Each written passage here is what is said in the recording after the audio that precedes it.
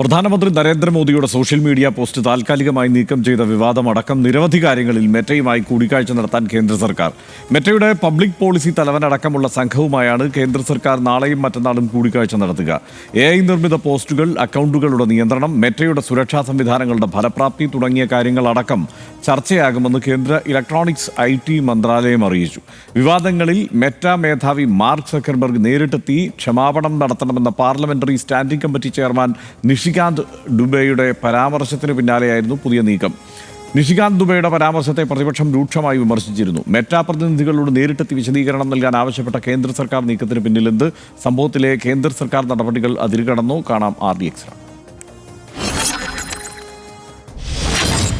മെറ്റയുമായി ബന്ധപ്പെട്ട് അടുത്തിടെ ഉയർന്നു വന്ന വിവാദങ്ങളിലും ആശങ്കകളിലും വിശദീകരണം നൽകാനാണ് കേന്ദ്ര സർക്കാർ മെറ്റ പ്രതിനിധികളെ വിളിച്ചു വരുത്തിയിരിക്കുന്നത്. പ്രധാനമന്ത്രി നരേന്ദ്രമോദിയുടെ ഫേസ്ബുക്ക് പോസ്റ്റിന്റെ താൽക്കാലിക നിയന്ത്രണം ഏർപ്പെടുത്തിയ സംഭവത്തിൽ നേരിട്ട് വിശദീകരണം ആവശ്യപ്പെടുമെന്ന് നേരത്തെ വാർത്തകൾ പുറത്തുവന്നിരുന്നു. എന്നാൽ ചർച്ചയിൽ ഈ വിഷയത്തിന് പുറമെ കുട്ടികളുടെ ലൈംഗികമായ ദുരുപയോഗം ചെയ്യുന്ന ഉള്ളടക്കങ്ങളെക്കുറിച്ച് ഉയർന്ന ആരോപണങ്ങളിലും മെറ്റയുടെ ഉള്ളടക്ക മോഡറേഷൻ നയത്തെപ്പറ്റിയും കേന്ദ്ര സർക്കാർ ചോദിച്ചറിയുമെന്നാണ് സൂചന. ഇതിനു പുറമെ വാട്സ്ആപ്പിന്റെ യൂസർ നെയിം ഫീച്ചറിനെ കുറിച്ചുള്ള ആശങ്കകളും യോഗത്തിൽ ചർച്ചയാകും. കേന്ദ്ര IT മന്ത്രാലയം നൽകിയ നോട്ടീസിനെ തുടർന്നാണ് മെറ്റ അധികൃതർ നേരിട്ടെത്തി വിശദീകരണം നൽകുന്നത്. നേരത്തെ ജൂലൈ 28-നാണ് CJP പ്രതിഷേധം ആരംഭിച്ചതിനു ശേഷം പ്രധാനമന്ത്രി രാജ്യത്തെ യുവാക്കളെ അഭിസംബോധന ചെയ്തുകൊണ്ട് ആദ്യമായി പങ്കുവച്ച സെൽഫി വീഡിയോ ഫേസ്ബുക്കിൽ നിന്ന് നീക്കം ചെയ്യപ്പെട്ടത്. എന്നാൽ സംഭവം സാങ്കേതിക പിഴവായിരുന്നുവെന്നും ക്ഷമ ചോദിക്കുന്നതായും മെറ്റ അറിയിച്ചിരുന്നു. കൂടാതെ പ്രധാനമന്ത്രി അധിക്ഷേപിച്ച് സാമൂഹിക മാധ്യമങ്ങളിൽ പ്രചരിച്ച AI വീഡിയോകളിൽ മെറ്റയുടെ ഇന്ത്യൻ തലവനെ അടക്കം പ്രതി ചേർത്ത്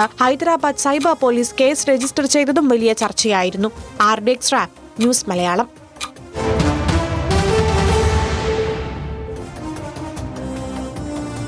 നാളെ നടക്കുന്ന ചർച്ചയിൽ നിരവധി കാര്യങ്ങൾ മെറ്റയോട് ചോദിച്ചറിയാനുണ്ടെന്ന് IT മന്ത്രാലയം സെക്രട്ടറി S. കൃഷ്ണൻ പറഞ്ഞു. മെറ്റ പോലുള്ള മുൻനിര ടെക് കമ്പനികൾ കൃത്യമായ മാനദണ്ഡങ്ങൾ പാലിച്ചു വേണം പ്രവർത്തിക്കാനെന്നും S. കൃഷ്ണൻ പ്രതികരിച്ചു.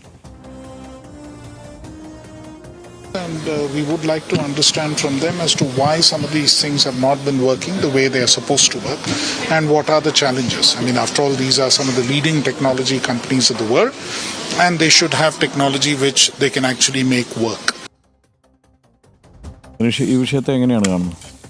പക്ഷേ ഇതിപ്പോൾ മെറ്റയുടെ ലോക മേധാവികളെ വിളിച്ചു വരുത്തിയിരിക്കുകയാണ് കേന്ദ്രം. എന്താ സംഭവിച്ചത്? പ്രധാനമന്ത്രിയുടെ ഒരു പോസ്റ്റ് ഡിലീറ്റ് ചെയ്തു അവർ. നമ്മുടെയൊക്കെ പോസ്റ്റ് എല്ലാ ഇവന്മാരും ഡിലീറ്റ് ചെയ്യുന്നതാണ്. ഈ ഫേസ്ബുക്കുകാർ, ഇൻസ്റ്റാക്കാർ, ഈ നാട്ടിലെ മുഴുവൻ ആളുകളോടും ചോദിച്ചറിയാം. അധിക്ഷേപത്തിൻ്റെ അങ്ങേ അറ്റ തയ്യൽ കളിയാണ് ഇവിടെ നടക്കുന്നത്. മതപരമായിട്ടുള്ള ഹിംസ ഏറ്റവും കൂടുതൽ നടത്തുന്ന ആളുകളാണ് ഈ ഫേസ്ബുക്കും അതുപോലുള്ള പ്ലാറ്റ്ഫോമുകളും.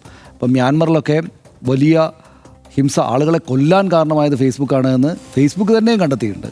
ഐക്യരാഷ്ട്രസഭ തന്നെയും കണ്ടെത്തിയിട്ടുണ്ട്. അതായത് അവിടെ ഈ ബുദ്ധിസ്റ്റ് തീവ്രവാദികൾ അവിടെയുള്ള റോഹിംഗ്യൻ മുസ്ലിംസിനെതിരെ വലിയ അതിക്രമം നടത്തി. അപ്പോൾ ഇന്ത്യയിലും കേരളത്തിലുമൊക്കെ സ്ത്രീകളും മറ്റുമൊക്കെ അതിരൂക്ഷമായിട്ട് അറ്റാക്ക് ചെയ്യപ്പെടുന്നുണ്ട്. എത്രയോ കുഴപ്പങ്ങൾ ഇതുമായി ബന്ധപ്പെട്ട് ചില രാഷ്ട്രീയ പക്ഷത്തിന് വേണ്ടിയിട്ട് ബയാസ്ഡായിട്ട് നിന്നിട്ട് രാജ്യത്തെ രാഷ്ട്രീയത്തെ തന്നെയും നിയന്ത്രിക്കുന്ന വിധത്തിൽ ഈ രാഷ്ട്രീയ സംഘത്തിനൊപ്പം ചേർന്ന് നിൽക്കുകയാണ് ഈ മെറ്റ, അതിൻ്റെ ഫേസ്ബുക്ക് അടക്കമുള്ള ഈ സംവിധാനങ്ങളെന്ന ആക്ഷേപം വലുതായിട്ടുണ്ട്. കേന്ദ്ര സർക്കാരിനെതിരായിട്ട് വല്ല വിമർശനമൊക്കെ വന്നു കഴിഞ്ഞാൽ ഉടനെ തന്നെ അത് ഈ 10-12 കൊല്ലമായിട്ട് ഇവർ വലിയ താഴേക്കിടുകയാണ്. കേന്ദ്ര സർക്കാരിന് അനുകൂലമായിട്ടുള്ള രാഷ്ട്രീയ സംഗതികൾ മാത്രമാണ് വരുന്നത് എന്നൊക്കെ പറഞ്ഞിട്ട് ആക്ഷേപങ്ങൾ എത്രയോ കാലമായിട്ടുണ്ട്. പക്ഷേ ആ കാലത്തൊന്നും കേന്ദ്ര സർക്കാർ നിങ്ങൾ കുറച്ച് അൺബയാസ്ഡ് ആകണം എന്ന നിലപാടൊന്നും എടുത്തായിട്ട് നമ്മൾ കണ്ടിട്ടില്ല. പക്ഷേ പ്രധാനമന്ത്രിയുടെ ഒരു പോസ്റ്റ് ഡിലീറ്റായിപ്പോയി. ഉടനടി നടപടി, ഇങ്ങനത്തെ ഒരു നടപടി. പിന്നെ പ്രധാനമന്ത്രി നമ്മുടെ ഇന്ത്യ പോലൊരു മഹാരാജ്യത്തിൻ്റെ ഏറ്റവും പ്രധാനപ്പെട്ട ഉന്നത പദവിയിലുള്ള ആളാണ്. നമ്മുടെ രാജ്യത്തിൻ്റെ ജനാധിപത്യത്തിൻ്റെ തന്നെയും ഉന്നത പ്രതീകമാണ് അദ്ദേഹം. അദ്ദേഹത്തിൻ്റെ മനുഷ്യരോടുള്ള കമ്മ്യൂണിക്കേഷൻ സംബന്ധിച്ചുള്ളൊരു കാര്യം ഡിലീറ്റ് ചെയ്യുക എന്ന് വെച്ചാൽ ഗൗരവ പ്രശ്നം തന്നെയാണ്. അത് ആ നിലയ്ക്ക് തന്നെ കാണണം. അത് കാണേണ്ടതില്ല എന്നല്ല പറഞ്ഞത്. പക്ഷേ ഇങ്ങനെയൊക്കെ ചെയ്യുന്ന ഫേസ്ബുക്ക് ഇങ്ങനെയൊക്കെ ചെയ്ത് ഒരു രാഷ്ട്രീയ പക്ഷത്തിന് അനുകൂലമായിട്ട്, ഒരു രാഷ്ട്രീയ ഐഡിയോളജിക്ക് അനുകൂലമായിട്ട് മാത്രം ഇങ്ങനെ പോയിക്കൊണ്ടിരിക്കുന്നതിനിടയിലാണ് ഇപ്പോൾ ഇങ്ങനെ സംഭവിക്കുമ്പോൾ കേന്ദ്രം ഇടപെടുന്നതെന്നുള്ള വൈരുദ്ധ്യമാണ് നമ്മൾ അതിനകത്ത് കാണുന്നത്. പല നിരീക്ഷകരും അതിനകത്ത് കാണുന്നത്. ഈ സംഭവിച്ചതായിട്ട് ഞാൻ മനസ്സിലാക്കുന്ന അതായത് ഈ നമ്മുടെ സമരവുമായി ബന്ധപ്പെട്ട് നടക്കുമ്പോൾ ഈ പറയുന്ന ഹാഷ്ടാഗ് എല്ലാം ജന്തർ മന്ദർ, സമരം, പ്രൊട്ടസ്റ്റ് എന്നൊക്കെ പറഞ്ഞിട്ടാണ്. ഇതേ ഹാഷ്ടാഗ് ആയിരുന്നു ഈ പറയുന്ന പ്രധാനമന്ത്രിയുടെ വീഡിയോയ്ക്ക് ഉണ്ടായിരുന്നതെന്ന് ചിലർ പറയുന്നു. എനിക്കറിയില്ല, ഞാനിത് പൂർണ്ണമായിട്ട് അറിഞ്ഞുകൊണ്ടല്ല പറയുന്നത്. പക്ഷേ അതിൻ്റെ പിന്നിലെ കാര്യങ്ങൾ ഇങ്ങനെയാണെന്ന് വിശദീകരിക്കുന്ന ആളുകൾ പറഞ്ഞിരുന്നത്. അപ്പോൾ ഈ പറയുന്ന ജന്തർ മന്ദർ പ്രൊട്ടസ്റ്റ് സർക്കാരിനെതിരായിട്ടുള്ള കണ്ടൻറ്റുകൾ ഡിലീറ്റ് ചെയ്യാൻ പോയപ്പോൾ സ്വാഭാവികമായിട്ടും ഡിലീറ്റായി പോയതാണത്രേ പ്രധാനമന്ത്രിയുടെ കൂടെ. എന്നുവെച്ചാൽ പ്രധാനമന്ത്രിയെയും സർക്കാരിനെയും എതിർക്കുന്ന കണ്ടൻറ്റുകൾ റിമൂവ് ചെയ്യാൻ വേണ്ടി ശ്രമിച്ചപ്പോൾ ഇത് റിമൂവ് ആയി പോയതാണെന്നാണ് ഞാൻ കേട്ടത്. അപ്പോൾ അങ്ങനെയാണോ സംഭവിച്ചത് നമുക്ക് ഇതിൻ്റെ ടെക്നിക്കൽ, പക്ഷേ അതൊരു ടെക്നിക്കൽ ഗ്ലിച്ചാണ് എന്ന് മെറ്റ പറയുന്നു. ഞങ്ങൾ വന്ന് മാപ്പ് പറഞ്ഞോളാം എന്നും അവർ പറയുന്നു.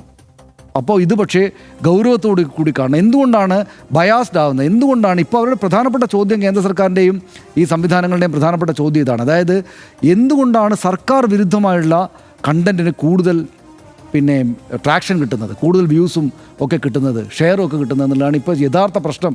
അത് സത്യത്തിൽ അത്ഭുതപ്പെടുന്നതാണ് അവരെ. കാരണം ഇത്രയും കാലം അങ്ങനെ ഉണ്ടായിട്ടേ ഇല്ല. സർക്കാരിന് അനുകൂലമായിട്ടുള്ള അല്ലാതെ സർക്കാരിന് എതിരായിട്ടുള്ള ഒരു കാര്യവും വന്നിട്ടേ ഇല്ല. ഇപ്പോൾ ഈ ജന്തർ മന്തർ സമരത്തോട് കൂടിയിട്ട് ഇവരുടെ ഒരു പ്ലാറ്റ്ഫോമായിട്ട്, എതിർക്കുന്ന ആളുകളുടെ പ്ലാറ്റ്ഫോമായിട്ട് ഇത് മാറി വന്ന അമ്പരപ്പ് ഇവരെ ബേജാറാക്കുകയാണ്, വേവലാതിപ്പെടുന്നതാണ്. ഉടനടി അവർ വരികയാണ്. അപ്പം വന്നാൽ എന്തായിരിക്കും നടപടി? മാപ്പ് പറയാമെന്ന് പറഞ്ഞാൽ സർക്കാരിനെ മതിയായ രീതിയിൽ വിമർശിക്കുന്ന കാര്യങ്ങളെല്ലാം ഇനിയും പോകും എന്നാണ് അർത്ഥം. പക്ഷേ അപ്പോഴും നമ്മുടെ സർക്കാർ നല്ല ബുദ്ധിയുള്ള സർക്കാരായതുകൊണ്ട് ഇതിപ്പോൾ പ്രധാനമന്ത്രിയുടെ ഒരു പോസ്റ്റ് പോയതിന് ഞങ്ങൾ ഇവരെ വിളിച്ചു വരുത്തുകയാണെന്ന് പറഞ്ഞാൽ അതിനകത്ത് ആത്യന്തികമായിട്ട് വിമർശനം വരുമെന്നറിയാം, ലോകത്തെമ്പാടും വരുമെന്നറിയാം. അപ്പോൾ ഒരു കാര്യം, കുട്ടികളുമായി ബന്ധപ്പെട്ട അല്ലെങ്കിൽ പോൺ സംഗതികളുമായി ബന്ധപ്പെട്ട് ഈ പ്ലാറ്റ്ഫോമുകൾ അല്ലാതെ കാര്യങ്ങൾ വല്ലാതെ ഒരുപാട് കാര്യങ്ങൾ ചെയ്യുകയാണ്. അപ്പോൾ ഇത്രമാത്രം പോൺ സംഗതികൾ ഇങ്ങനെ ഈ പ്ലാറ്റ്ഫോമിലൂടെ ഓടുമ്പോഴാണോ വളരെ ജെന്യൂനായിട്ടുള്ള കാര്യങ്ങൾ റിമൂവ് ചെയ്യപ്പെടുന്നത് എന്ന് ഇവർ ചോദിക്കുകയാണ്. അപ്പോൾ ഒരു പൊതുക്കാര്യം അതിനകത്തെടുത്ത് വെക്കുകയാണ്. പൊതുക്കാര്യം കൂടെ ഉണ്ട്. എന്നാൽ മാത്രമല്ല ഈ കാര്യത്തിൽ ഈ പൊതുക്കാര്യം കൂടെ നോക്കൂ. ഈ സോഷ്യൽ മീഡിയ പ്ലാറ്റ്ഫോമുകൾ ഇത് നിരന്തരമായിട്ട് ഈ പോൺ സംഗതികളെ പ്രോത്സാഹിപ്പിച്ചുകൊണ്ടേയിരിക്കുകയായിരുന്നു. അല്ലെങ്കിൽ അത്തരത്തിലുള്ള ദുഷ്ടമായിട്ടുള്ള കാര്യങ്ങളെ, പോൺ മാത്രമല്ല പലതരത്തിലുള്ള കാര്യങ്ങളെ, മോശം കാര്യങ്ങളെ, വർഗീയതയടക്കം, അതെ ഏറ്റവും വലിയ കാര്യം വർഗീയതയാണല്ലോ, അതിനെ അടക്കം പ്രോത്സാഹിപ്പിച്ചുകൊണ്ടേയിരിക്കുകയായിരുന്നു. ആ നിലക്ക് അന്നേരത്തൊന്നും ഇടപെടാതെ ഇപ്പോൾ ആ പൊതുക്കാര്യം കൂടെ പറഞ്ഞിട്ട് ഇപ്പോൾ വരുന്നത് ശരിക്കും യഥാർത്ഥത്തിൽ സർക്കാർ ഭയപ്പെടുന്നു എന്ന് വേണം നമ്മൾ കാണാൻ. സർക്കാരിന് ആ തരത്തിലുള്ളൊരു ഭയം വന്നു. അതായത് ഇത് സർക്കാരിനെതിരായിട്ടുള്ള കണ്ടൻറ്റുകൾ കൂടുതൽ ട്രാക്ഷൻ ഉണ്ടാവുകയും സർക്കാർ അനുകൂലമായിട്ടുള്ള വർത്തമാനങ്ങൾക്ക് ആ നിലക്ക് ഫോൺ എടുത്ത് നോക്കുമ്പോൾ കാണുന്നുമില്ല എന്നുള്ളത് ഗൗരവത്തോടെ ഒരു കാര്യങ്ങളെ കാണാൻ പ്രേരിപ്പിക്കുകയാണ്. ഇത്രമാത്രം കോടിക്കണക്കിന് ആളുകൾ ഇത് യൂസ് ചെയ്യുന്ന ഈ മെറ്റയുടെയൊക്കെ ഏറ്റവും വലിയ ഫണ്ട് പോകുന്ന ഈ രാജ്യത്തെ സർക്കാർ നിങ്ങൾ മര്യാദക കാര്യങ്ങൾ ചെയ്തോ കേട്ടോ എന്ന് പറഞ്ഞാൽ ഇനിയിപ്പോൾ അവർ വന്നിട്ട് മാപ്പ് പറയുകയും സർക്കാർ അനുകൂല കണ്ടൻറ്റുകൾ മാത്രം കൂടുതലായിട്ട് വരികയും ചെയ്യുന്നൊരു സാഹചര്യം ഉണ്ടാകാൻ വേണ്ടിയിട്ടാണ് ഈ നടക്കുന്നതെന്ന് ഞാൻ വിചാരിക്കുന്നത്. തീർച്ചയായും ഇതിനകത്ത് ആത്യന്തികമായി നമുക്കെല്ലാവർക്കും അറിയാവുന്നതുപോലെ, മുമ്പധികം അറിയാത്തതുപോലെ ഉള്ള ഒരു കാര്യം എന്ന് പറയുന്നത് ഇതിലൊരു ആശയപ്രചാരണം എന്നുള്ളതിൻ്റെ ഏറ്റവും മികച്ച ഉപാധിയൊന്നുമല്ല സോഷ്യൽ മീഡിയ. കാരണം അവർ ഉദ്ദേശിക്കുന്ന ആളുകളുടെ അടുത്തേ നമ്മൾ ഉദ്ദേശിക്കുന്ന കണ്ടന്റ് എത്തൂ എന്നുള്ളതാണ്. അവരുദ്ദേശിക്കുന്ന ആളുകളുടെ അടുത്തേക്ക് മാത്രം. അതിനപ്പുറത്ത് എൻ്റെ ഒരു എല്ലാ കണ്ടന്റും ഞാൻ ഉദ്ദേശിക്കുന്ന രാഷ്ട്രീയം ഈ ലോകം മുഴുവൻ അറിയണമെന്ന് തീരുമാനിച്ച സോഷ്യൽ മീഡിയയിൽ ഒരു പോസ്റ്റ് ഇട്ടാൽ ഒന്നും സംഭവിക്കാൻ പോകുന്നില്ല. അത് പോകുന്നതിന് ഒരു പരിമിതിയുണ്ട്. അപ്പോൾ അതിന് ഒരു പരിധിയുണ്ട്. ആ പരിധിക്ക് അപ്പുറത്തേക്ക് അതിന് വളർച്ച ഉണ്ടാവില്ല. അത് നിയന്ത്രിക്കുന്നത് വേറെ സംവിധാനങ്ങളാണ് എന്നുള്ളത് കൊണ്ട് തന്നെ. മാത്രമല്ല ഈ പറഞ്ഞ ഒരു അതോറിറ്റേറിയൻ ഗവൺമെൻറ്റുകളെ ഭയന്ന് തന്നെയാണ് ഇത്തരം സോഷ്യൽ മീഡിയ പ്ലാറ്റ്ഫോമുകൾ എല്ലായിടത്തും നിൽക്കുന്നത്. പക്ഷേ ഇന്ത്യ അങ്ങനെയല്ല. ഇന്ത്യ ഒരു ജനാധിപത്യ രാജ്യമാണ്. അതുമാത്രമല്ല, ഒരു പ്രധാനമന്ത്രിയുടെയൊക്കെ ഇപ്പോൾ കണ്ടന്റ് റിമൂവ് ചെയ്യപ്പെടുക എന്നുള്ളത് ഗൗരവതരമായ ഒരു പ്രശ്നവുമാണ്. തീർച്ചയായും അതിനെ അഡ്രസ്സ് ചെയ്യേണ്ടതാണ്. അതിലവർ മറുപടി പറയേണ്ടതാണ്, മാപ്പ് പറയേണ്ടതാണ്. സംഭവിച്ചത് എന്താണെന്ന് സർക്കാരിന് മുന്നിൽ അല്ല, ഇന്ത്യക്ക് മുന്നിൽ വിശദീകരിക്കേണ്ടത്. കാരണം ഇന്ത്യയുടെ പ്രധാനമന്ത്രിയുടെ ഒരു കണ്ടന്റ് ആ നിലയ്ക്ക് റിമൂവ് ചെയ്യപ്പെട്ടിരിക്കുന്നത്. അതിൽ അവർ മറുപടി പറയാൻ അവർ ബാധ്യതപ്പെട്ടവരാണ്. പക്ഷെ നമ്മളുടെ ചോദ്യങ്ങൾ എപ്പോഴും ഇപ്പോൾ നമ്മൾ ഇവരോടൊക്കെ ഈ വിദേശ പാർലമെൻറ്റുകളിലൊക്കെ പലപ്പോഴും ജനാധിപത്യ രാജ്യങ്ങളിലെ പല പാർലമെൻറ്റുകളിലും ഇവരെയൊക്കെ വിളിച്ചു വരുത്തിയിട്ട് വിശദീകരണം ചോദിക്കുകയൊക്കെ ചെയ്യാറുണ്ട്. അത് തന്നെ അതിൻ്റെ വീഡിയോകളൊക്കെ നമ്മൾ കാണാറുണ്ടല്ലോ. അപ്പോൾ അത്തരം ചോദ്യങ്ങളിലെല്ലാം ഉണ്ടാവാറുള്ള ഉള്ളടക്കം എന്ന് പറയുന്നത് സാധാരണക്കാരൻ്റെ പ്രശ്നങ്ങളാണ്. കാരണം ചില അംഗങ്ങൾക്ക് ആ പ്രശ്നങ്ങൾ ചോദിക്കാനുണ്ട്, സാധാരണക്കാരൻ്റെ പ്രശ്നങ്ങൾ. അതായത് ഡാറ്റ ചോർച്ചയെ സംബന്ധിച്ച്, അതല്ലെങ്കിൽ ഈ പറഞ്ഞ പോണുമായി ബന്ധപ്പെട്ടൊക്കെയുള്ള പ്രശ്നങ്ങൾ, വർഗീയത പ്രചരിപ്പിക്കുന്നതുമായി ബന്ധപ്പെട്ടൊക്കെയുള്ള പ്രശ്നങ്ങൾ ചോദിക്കാനുണ്ട്.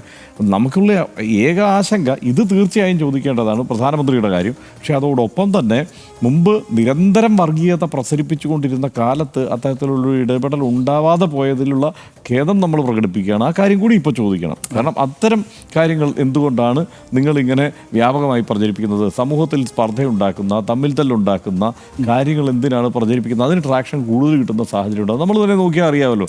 ഏറ്റവും വലിയ ഈ സംസ്ഥാനത്തെടുത്ത് നോക്കിയാൽ ഏറ്റവും വലിയ വർഗീയവാദികളിൽ പലരുടെയും കണ്ടന്റിനാണ് ഏറ്റവും കൂടുതൽ വ്യൂവർഷിപ്പ് ഉണ്ടാവുന്നത് എന്നുള്ളത് യാഥാർത്ഥ്യമാണ്. അതാണ് നമ്മുടെ മുന്നിലുള്ള സാഹചര്യം. അപ്പോൾ അത്തരം സാഹചര്യങ്ങളിൽ ചോദ്യങ്ങൾ ഉയരണം. ഒന്നാമത്തെ പ്രശ്നം മോദിയുടെ പ്രധാനമന്ത്രിയുടെ പോസ്റ്റ് നീക്കം ചെയ്ത് എന്താണെന്ന് ചോദിക്കുക. രണ്ടാമത്തെ പ്രശ്നങ്ങൾ ഇത് ചോദിക്കണം. അതെ, ചോദിക്കണം. സാമൂഹ്യ മാധ്യമങ്ങളുടെ നിയന്ത്രണവും സുരക്ഷയും ഉറപ്പാക്കുക എന്ന ലക്ഷ്യത്തോടെയാണ് മെറ്റയെ കേന്ദ്ര സർക്കാർ നേരിട്ട് വിളിപ്പിച്ചിരിക്കുന്നത് എന്നാണ് വിശദീകരണം. എന്നാൽ കേന്ദ്രത്തിൻ്റെ നീക്കം പ്രധാനമന്ത്രിയുമായി ബന്ധപ്പെട്ട വിവാദങ്ങളെ ചുറ്റിപ്പറ്റി തന്നെയാണ് എന്നുള്ളത് നമുക്ക് ഏതായാലും മനസ്സിലാക്കാം. പാർലമെന്ററി സ്റ്റാൻഡിംഗ് കമ്മിറ്റി ചെയർമാൻ്റെ കഴിഞ്ഞ ദിവസത്തെ പ്രതികരണവും മെറ്റയുടെ ഇന്ത്യൻ മേധാവിക്കെതിരെയുള്ള കേസുകളുമെല്ലാം വിരൽ ചൂണ്ടുന്നത് അതിലേക്ക് തന്നെയാണ്. വിവാദങ്ങളെല്ലാം ഉടലെടുക്കുന്നത് CJP എന്ന സാമൂഹ്യ മാധ്യമ മുന്നേറ്റം രാജ്യത്ത് ഒരു സമരം വിജയിപ്പിച്ചതിന് പിന്നാലെയാണ് എന്നതും ശ്രദ്ധേയമാണ്. രാജ്യത്തിൻ്റെ വിഷയങ്ങൾ പൊതുനിരത്തുകളിലേതിന് സമാനമായി അല്ലെങ്കിൽ അതിനും ഉച്ചത്തിൽ സാമൂഹ്യ മാധ്യമങ്ങളിലൂടെയും ചർച്ച ചെയ്യപ്പെടുന്നുണ്ട് എന്നുള്ള യാഥാർത്ഥ്യം കേന്ദ്ര സർക്കാരിന് ബോധ്യപ്പെട്ടിട്ടും ഉണ്ടാവണം. അതുകൊണ്ടുകൂടിയാവാം സാമൂഹ്യ മാധ്യമങ്ങളിൽ സർക്കാരിനും പ്രധാനമന്ത്രിക്കുമെതിരെ നടക്കുന്ന പ്രചാരണങ്ങളെ എങ്ങനെയാണ് നേരിടേണ്ടത് എന്നത് സംബന്ധിച്ച ആലോചനകൾ ഉയരുന്നതും. സാമൂഹ്യ മാധ്യമങ്ങളിലൂടെയുള്ള അപവാദ പ്രചാരണങ്ങളും അധിക്ഷേപ പരാമർശങ്ങളുമെല്ലാം തടയപ്പെടണം എന്ന കാര്യത്തിൽ സംശയമൊന്നുമില്ല. അത് സർക്കാരിനെതിരെയുള്ളത് മാത്രമായി ഒതുക്കാനും പാടില്ല എന്നത് ഓർക്കേണ്ടതുണ്ട്. പ്രതിപക്ഷ പാർട്ടി നേതാക്കൾക്ക് നേരെ സംഘപരിവാർ ഹാൻഡിലുകളിൽ നിന്നൊക്കെ വലിയ വിമർശനങ്ങളും അധിക്ഷേപവും ഒക്കെ നടക്കുന്നത് നമ്മൾ കാണുന്നുണ്ടല്ലോ. അത് അങ്ങോട്ടും ഇങ്ങോട്ടും ഒക്കെ നടക്കാറുണ്ട്.